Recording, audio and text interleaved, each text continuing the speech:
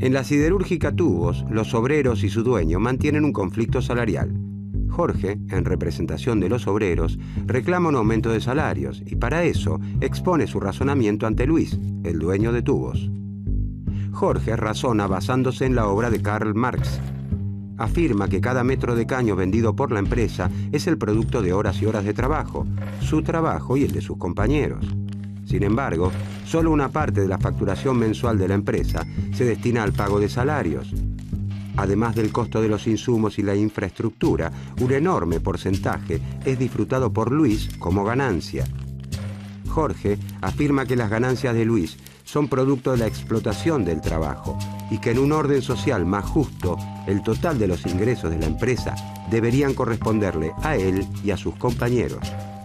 Luis, el dueño de Tubos, no está de acuerdo con el análisis de Jorge y le dice que el razonamiento de Marx ha quedado obsoleto, que existe una teoría superadora de los clásicos y de las críticas de Marx, el pensamiento marginalista. Pero, ¿quiénes son los marginalistas y cuáles son sus grandes aportes al pensamiento económico?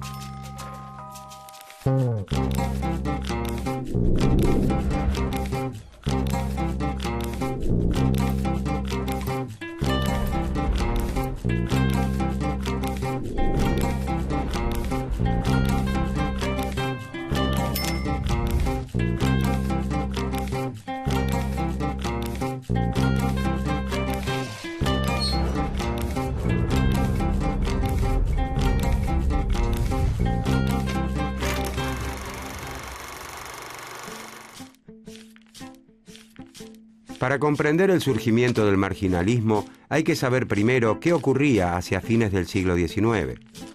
Estamos en la llamada Segunda Revolución Industrial, un salto tecnológico y productivo que se manifiesta en el notable avance de los transportes a través de la navegación a vapor y el desarrollo de los ferrocarriles, en la aplicación de la química a los procesos industriales y en la aparición de la electricidad. El desarrollo de la economía mundial provoca la concentración del capital en grandes empresas que pasan a dominar grandes mercados. Los países más poderosos como Gran Bretaña y los Estados Unidos organizan el sistema económico mundial en función de la llamada División Internacional del Trabajo. La instalación de grandes fábricas que emplean a miles de trabajadores consolida una importante clase obrera. Para defender sus derechos y satisfacer sus necesidades, la clase obrera tiende a agruparse en sindicatos y en partidos políticos. Las organizaciones revolucionarias se unen a los reclamos obreros. Las luchas se reproducen en todos los países capitalistas avanzados. A partir del análisis de los economistas clásicos y fundamentalmente de la crítica marxista, se deducía que la desigualdad en el reparto de la riqueza se fundaba en la explotación de los trabajadores por parte de los capitalistas. Se hacía necesaria entonces una teoría que explicara la desigualdad y que de alguna manera la justificara. Como respuesta a esta revolución teórica del marxismo y del pensamiento socialista en general, nace en los centros académicos de Europa una nueva corriente de pensamiento económico cuya influencia se extiende hasta nuestros días, la escuela marginalista.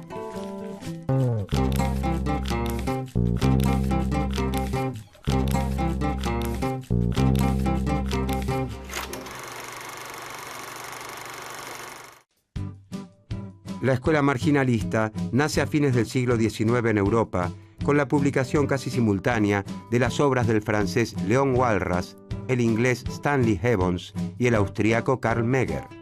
Sin embargo, es el economista inglés Alfred Marshall quien hacia 1890 publica sus principios de economía y concreta la consagración del marginalismo al sistematizar el trabajo de los tres pioneros, integrarlos con los aportes de los grandes pensadores clásicos e instalarlo en Inglaterra.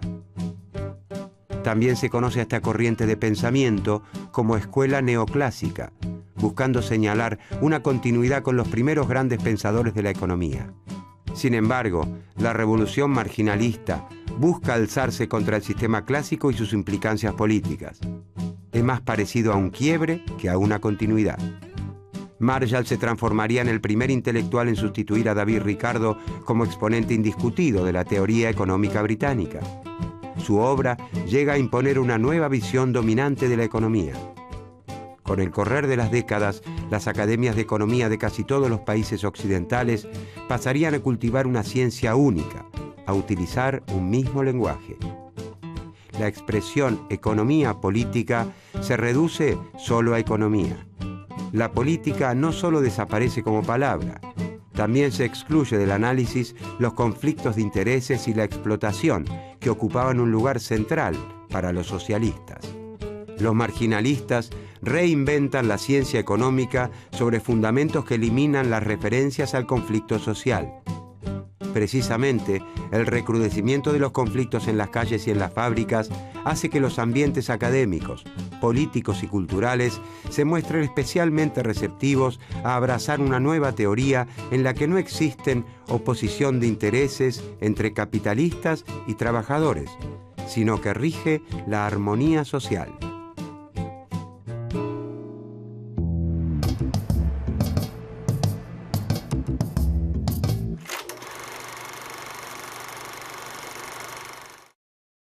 Los pensadores clásicos explicaban la economía a partir del análisis de las clases sociales, la clase trabajadora, la capitalista y la terrateniente. Por su parte, Marx procuró demostrar cómo la clase capitalista se apropiaba de gran parte del valor de las mercancías por el hecho de ser la dueña de los medios de producción, y cómo la clase obrera, por no disponer de estos, no tiene otra alternativa que vender su fuerza de trabajo.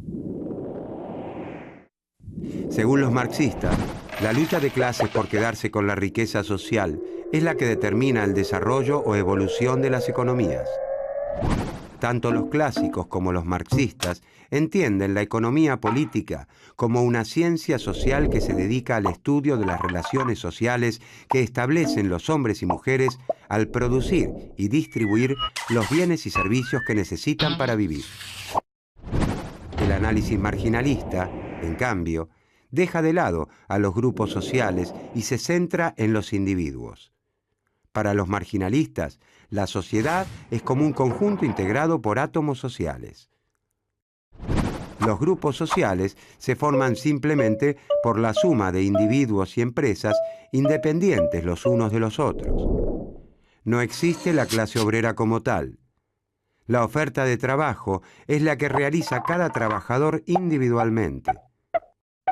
Los procesos económicos se explican a través de los mecanismos psicológicos de esos sujetos que los marginalistas llamarán también agentes económicos.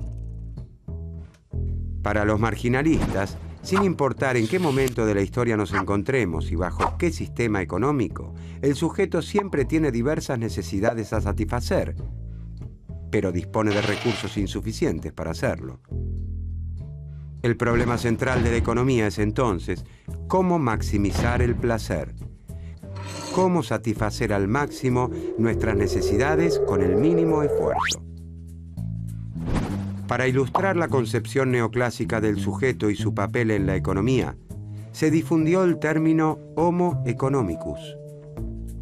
El Homo economicus es un individuo que siempre elige de la manera más óptima posible y guiado por su interés personal qué necesidades satisfacer de acuerdo a los recursos de que dispone. Como el ser humano siempre se ha enfrentado al problema de las necesidades ilimitadas y los recursos escasos, entonces la ciencia económica, dicen los marginalistas, podría formular leyes universales. Leyes que se cumplan en todo tiempo y lugar, como la ley de la gravedad. Al equiparar a la ciencia económica con las ciencias naturales, ya no se las podía juzgar ni atribuirles elementos éticos o apreciaciones subjetivas. Las leyes económicas pasarían a ser absolutas y objetivas, como las leyes de la naturaleza.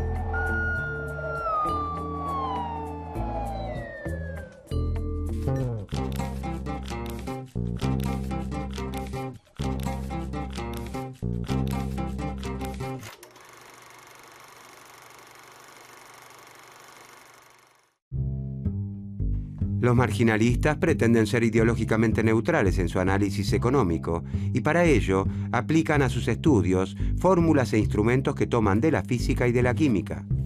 En el mismo sentido, las matemáticas pasan a ocupar un lugar central en la ciencia económica. Una idea, por más simple que sea, debe expresarse matemáticamente para que pueda considerarse verdadera. En la actualidad, los economistas saben que un trabajo académico solo será reconocido en los ambientes más prestigiosos si utiliza modelos matemáticos.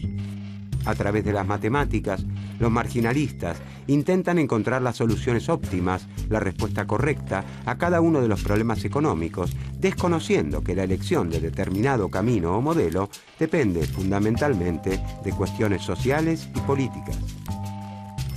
Para los marginalistas, esas leyes universales que rigen la economía se derivan de la misma manera que actúa un científico en su laboratorio, aislando y simplificando las variables más importantes de los problemas económicos.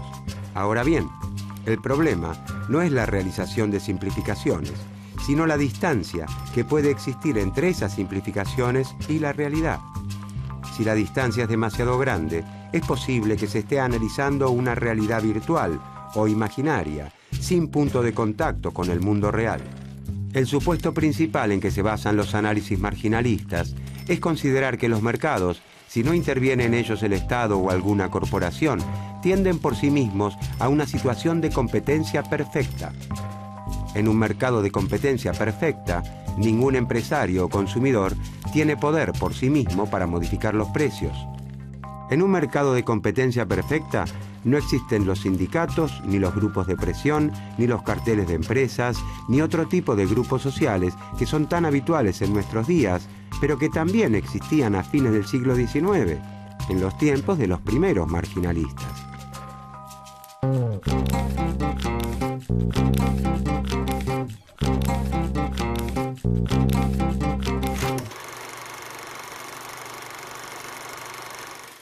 Para el análisis clásico, el valor de las mercancías se determina en virtud de lo que ocurre en el ámbito de la producción, ya sea en el costo de producción, como afirmaba Smith, o en el trabajo invertido en las mercancías, según Ricardo. Entonces, para los economistas clásicos, las mercancías llegan al mercado con un valor objetivo dado por sus condiciones de producción. Los marginalistas desarrollan una teoría opuesta, la teoría subjetiva del valor. Subjetiva significa que el valor se determina en el momento del intercambio, de la compra-venta, de acuerdo a las circunstancias del momento. El valor surge entonces del juicio del consumidor acerca de la utilidad de los bienes. Para los marginalistas, en las mercancías no hay nada objetivo que determine su precio. De esta manera, dejan de lado la discusión acerca de la explotación del trabajo humano.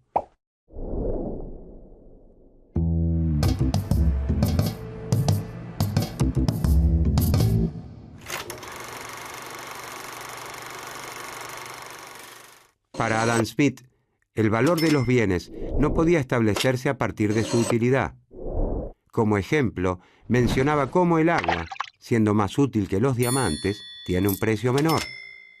Pero los marginalistas señalan un error en el análisis de Smith. Las cosas útiles tienen precio solo si son escasas, si se encuentran limitadas en cantidad, lo que no ocurre con el agua.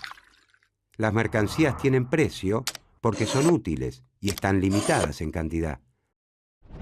Según los marginalistas, Smith se equivoca al considerar la utilidad total del agua. Lo importante para los consumidores, lo que determinará su precio, es la utilidad marginal.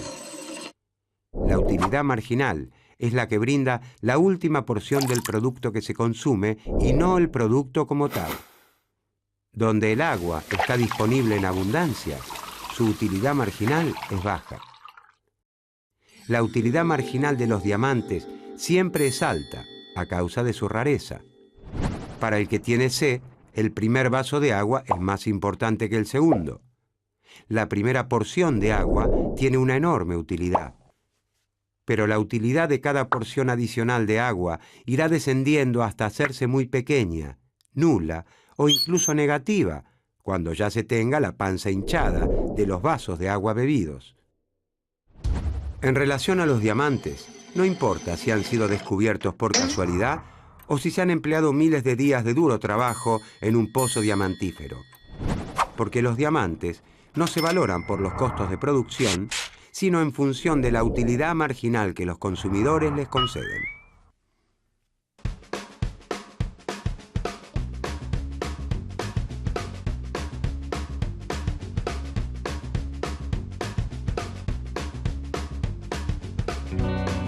Luis, el dueño de la siderúrgica Tubos, se muestra en desacuerdo con el argumento de Jorge, que justifica su reclamo salarial de acuerdo al análisis marxista de la explotación, la plusvalía y la lucha de clases. Luis, que adhiere al análisis marginalista, en primer lugar no reconoce la lucha de clases, porque las clases sociales no ocupan ningún lugar en economía y se debe considerar a todos los hombres como iguales ante la ley de la oferta y la demanda. Para Luis, el trabajo, la tierra y el capital se venden en el mercado al igual que cualquier otro bien. Él los llama factores de producción. No cree que alguno de ellos sea particularmente poderoso y considera que sus precios, es decir, los salarios, las rentas y las ganancias, surgen de la oferta y demanda que exista de ellos en cada momento. Es el mercado el que determina cuánto debe ganar cada uno de acuerdo a lo que cada uno aporta a la producción. En el caso de los caños, fue el mercado el que determinó qué salario debía pagar su empresa por cada unidad producida.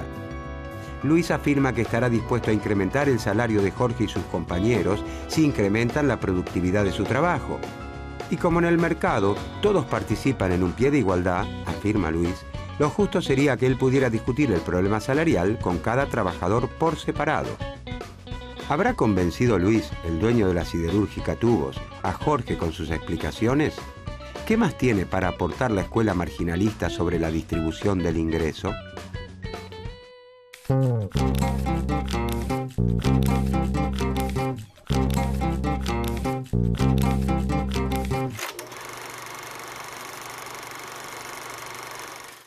Para el pensamiento marginalista, la oferta y la demanda del factor trabajo se igualan entonces a un determinado precio, que es el salario de equilibrio. El salario de equilibrio es igual a lo que el trabajador aporta a la producción. La lucha de clases no juega ningún rol porque hay fuerzas objetivas que determinan cuánto le corresponde al trabajador y cuánto al capitalista. La distribución del ingreso está dada a partir de lo que aporta cada factor, tierra, trabajo o capital, a la producción. Todos los individuos reciben de acuerdo a lo que aportan. Los marginalistas se oponen a la intervención del Estado como orientador de la actividad económica. El mercado es el mecanismo más adecuado para lograr el mayor bienestar posible de los consumidores y el mayor beneficio para las empresas. Sin la intervención del Estado y de los gremios, el mercado encuentra el equilibrio. La oferta y la demanda se igualan y la distribución del ingreso es justa. No hay razones para que exista el desempleo, porque si se deja que los salarios fluctúen libremente, siempre existirá un precio por el que las empresas estén interesadas en contratar más trabajadores. El desempleo, dicen los marginalistas, es consecuencia de las fuerzas que atentan contra la libre competencia, como los sindicatos y la legislación laboral que limitan la reducción del salario.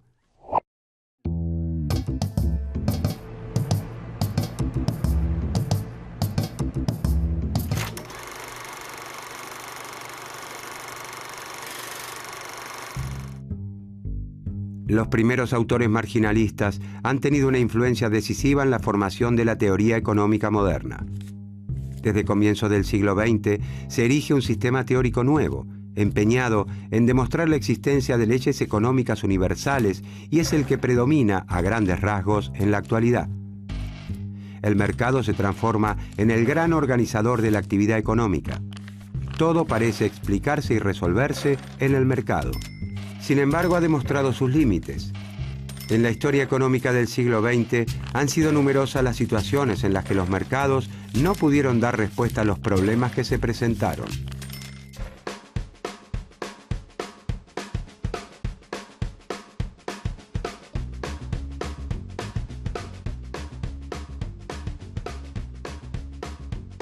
Jorge se reúne con sus compañeros y les expone los argumentos de su jefe. Según Luis, el mercado estableció sus salarios y está en cada uno de ellos evaluar cuánto valoran el ocio y cuánto el salario para definir su futuro. Todos consideran que el análisis es poco realista, ya que ni ellos ni casi ningún trabajador en el mundo puede elegir cuántas horas trabaja al día. Eso depende de las disposiciones del empleador, no de los deseos del trabajador. Tras debatir una vez más los pasos a seguir, deciden que a ellos les corresponde organizarse para tomar una medida de fuerza y hacer valer sus reclamos.